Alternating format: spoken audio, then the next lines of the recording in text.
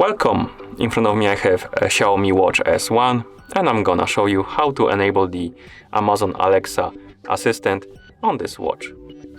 Before we start, your watch needs to be paired with a phone via the Mi Fitness application. Once the devices are paired, we can continue and open the Mi Fitness application on our phone. In the application, tap on the device icon. Now you should see the device page for your Xiaomi Watch S1. On this page, find the option called Amazon Alexa and tap on it.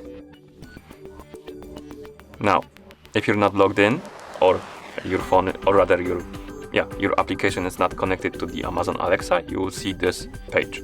Tap on Login with Amazon. It's gonna redirect you to the Amazon login page.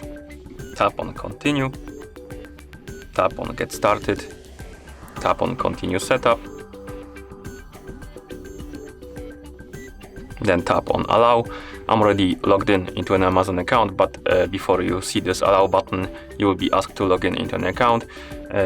So log in into an account and then you will see this page and you can tap on Allow. Then tap on Open, right here, to open the Mi Fitness application. And here tap in the application tab on Continue. And once you see this page, you can tap on Done. And this means that your watch is connected to the Amazon Alexa and you can use it. So we can press and hold the upper button for a second or two to activate the Alexa. Tell me a joke. And as you can see, here we have the Alexa working. You can also tap on this icon right here to activate it again. What's the weather like? Or maybe something like, tell me the time. Like this. And that's how you activate the Alexa on your watch. To deactivate it, simply open the Mi Fitness application, go to the device page, tap on Amazon Alexa, and here tap on the Sync Out button, then tap on Continue.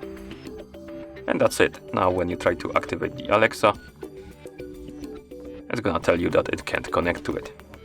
Okay, and that's how you enable the Alexa or Amazon Alexa assistant on this watch.